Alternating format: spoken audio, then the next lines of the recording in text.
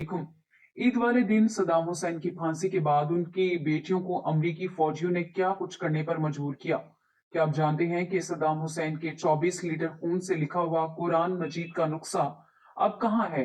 एक गरीब फैमिली में पलने वाला यतीम बच्चा खित्ते के अहम तरीन मुल्क इराक का सरबराह कैसे बना? सदर सदाम का आखिर क्या कसूर था कि उसे ईद उल अजहा के रोज सूली पर लटका दिया गया? और हाँ, सदाम हुसैन की कब्र से उनकी लाश निकाले जाने की हकीकत क्या है?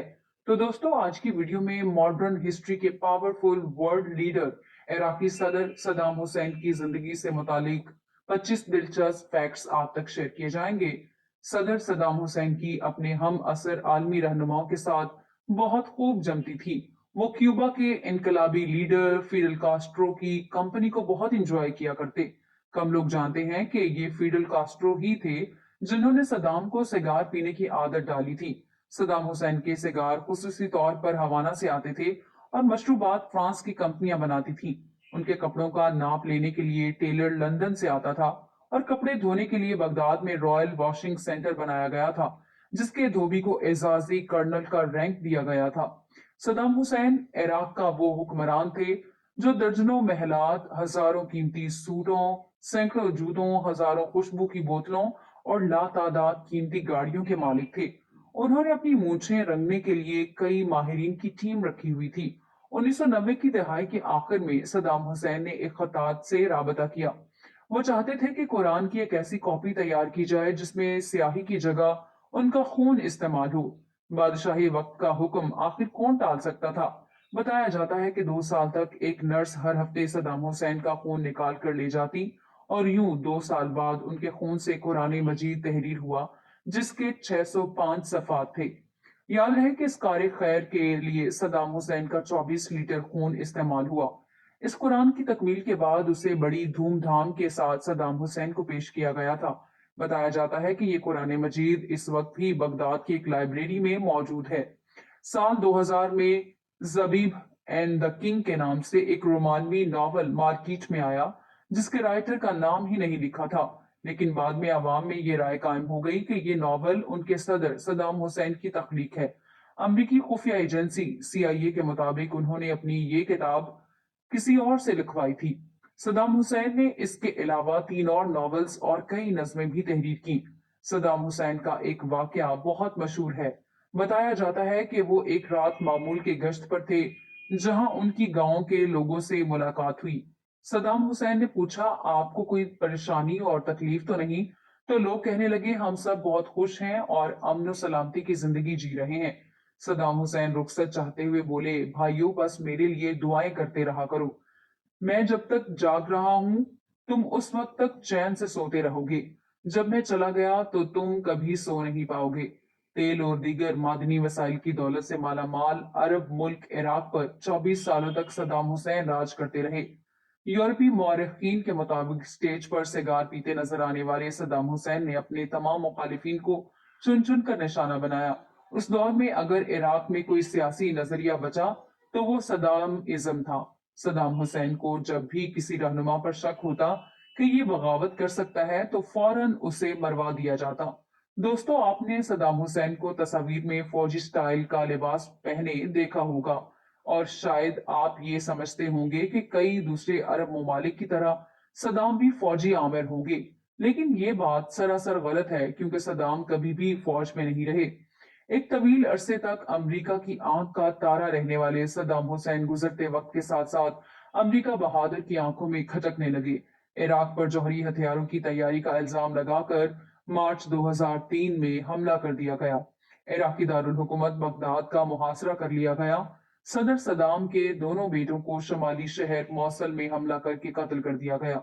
सदर सदाम कुछ अरसे तक रोपोश रहे। मिलाकर उन्हें 13 दिसंबर 2003 के रोज गिरफ्तार कर लिया गया।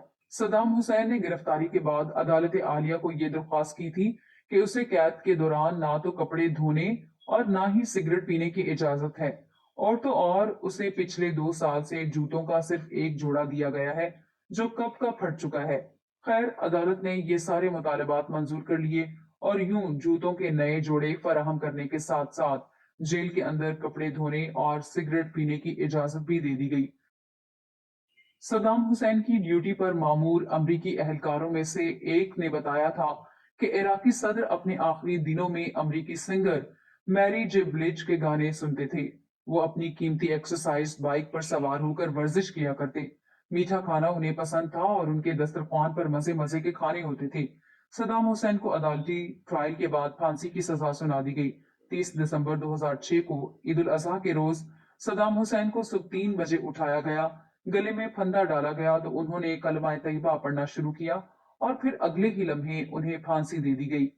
सद्दाम हुसैन शायद दुनिया के वो इकलौते वर्ल्ड लीडर थे जिनकी फांसी को लाइव पूरी दुनिया में टेलीकास्ट किया गया।